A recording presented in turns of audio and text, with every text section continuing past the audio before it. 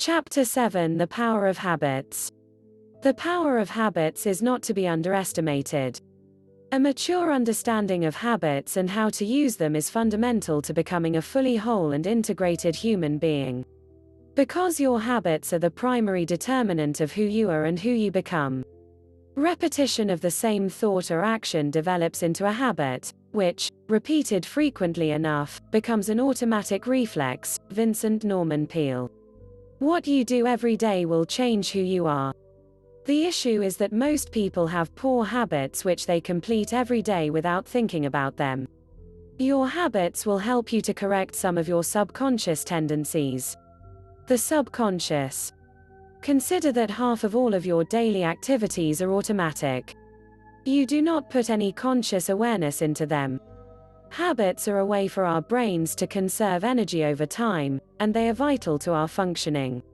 Imagine if you had to calculate every step to work beforehand: how to make your breakfast, open the front door, take each step to the car, start the ignition, drive in busy traffic, etc. Thankfully, our subconscious takes care of all of it. The brain is only capable of remembering between 5 to 9 facts at a time. The rest is passed to the subconscious for processing. When you do something once, you can complete it the next time around on autopilot far more easily. Most of your habits are driven by unconscious fears that you are not yet aware of. Correcting habits can have the effect of correcting these fears, though it takes time. How to master habits. Everything that you do is no more than a habit. Some habits are incredibly deeply ingrained. The longer that a habit is put in place, the harder it is to replace. Think of the example of a person who has been smoking for 30 years, constantly used to taking smoking breaks with friends and smoking at home. But it is just as easy to make a habit out of going to the gym or meditating than it is to smoke or drink alcohol. As everybody knows, it is not the gym or meditation that is difficult. It is the thought of the gym or meditation and getting to the place itself. It takes 3 days for the body to get used to a different kind of diet. In drug rehabilitation, the first 3 days are the most difficult, and after this, the patient will have a much easier time staying away. This is because the body is physically dependent on the drug and has adapted to its presence. After 3 days, it will have adapted to functioning without the drug. However, this is only the physical side of things. Scientific studies have established that it takes 3 weeks for a habit to become ingrained. After 3 weeks, it is likely that the person will continue doing it afterwards. So if you really want to master a habit, the 3-day and 21-day marks are the most important. After these points, it will become a lot easier. Once a habit has been installed, it just becomes second nature. It does not really matter what it is. This is the beauty of habits once you understand them and use them to your benefit. Of course, the ultimate habit that you want to maintain is positive thoughts. The minute you find yourself thinking of a negative thought, try to change it to something positive. Over time, even this will become second nature, and negative thoughts will have become a thing of the past. This is the ultimate habit to adopt, so it is best to start with other practices such as meditation or diet first. Good habits to master. Affirmations are one of the best ways to enhance self-esteem, as long as they are done correctly. However, it should be borne in mind that the affirmations need to be believable. If the affirmation is too far from where you are, then it won't be believed and will just remind you of what you are not. The affirmation also needs to be in the present tense and not a negation. I am not poor is reinforcing poverty, while I am rich reinforces riches. There are an infinite amount of habits to take on board, so you will need to be selective. The best habits will depend on the person in question. It could be meditating, drinking a smoothie, visualizing your perfect day, or just making your bed before work. Also, consider turning off your Wi-Fi at night and reducing technology usage before sleep. The time just prior to sleeping and just upon waking is one where you have access to the theta state while still conscious.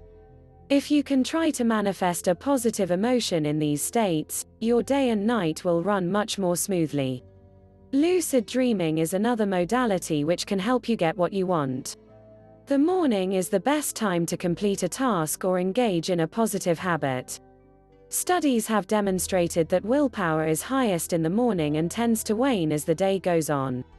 So start your day off as well as you possibly can.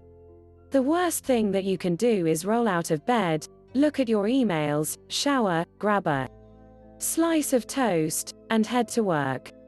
When you are looking at your emails, you are basically downloading stress first thing in the morning. The morning time is sacred and you need to keep some space there for relaxation. Sadly, most people are stressed about work and do not even give themselves the morning to relax. Habits are hard. Whatever kind of habit you adopt, remember to stick with it for at least 3 weeks. And do it first thing in the morning. Over time, it will become second nature to you. Incorporate your habits one at a time so you do not get overwhelmed. Habits are very difficult to break out of once they become ingrained. They are ingrained so strongly in the brain that they can even survive brain damage. On the other hand, this can be a good thing if you adopt positive habits. As per Warren Buffett, the chains of habit are too light to be felt until they are too heavy to be broken. As difficult as habits may be to break, if you stick with it, the benefits can be phenomenal. You can find yourself on a never-ending spiral of self-development. One habit after the next can be broken, from the smallest to the biggest. But people often need to identify one keystone habit that will result in a change in all the others. You can use the power of habit to find your true self and establish unshakable self-esteem. Chapter 8: Creative Ways to Boost Self-Love. Meditation, organization, discipline, purification, diet and more have huge benefits. But they can be very stale and lifeless for many people, despite their necessity. You do not have to stick to these aesthetic practices. In fact, loving yourself is anything but boring.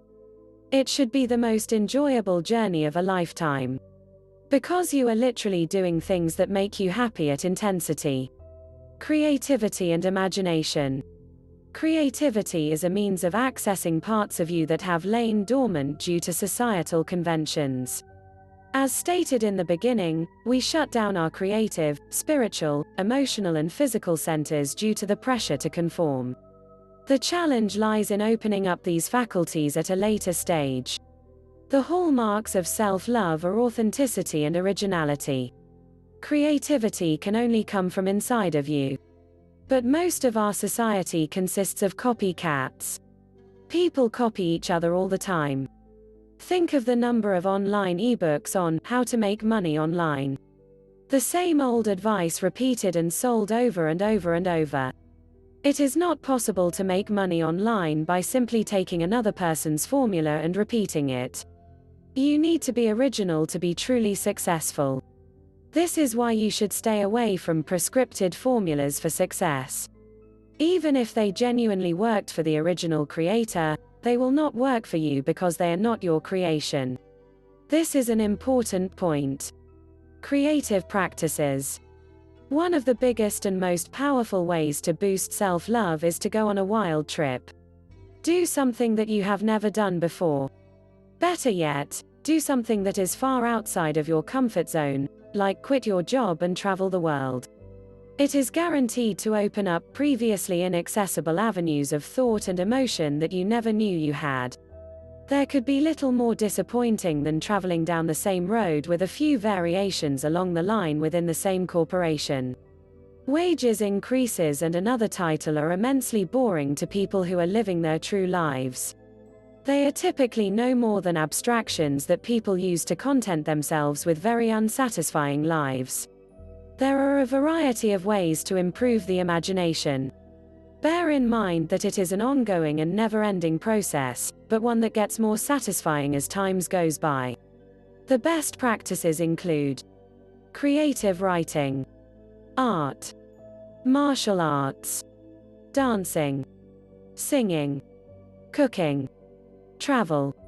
Anything else that you love to do? Obviously, the list is not exhaustive. And there is room for creativity in logical subjects such as accounting or math. But it has to be applied dynamically and used often by the person. Otherwise, the imagination will lie dormant as the person continues to rely on textbooks and manuals written by somebody else.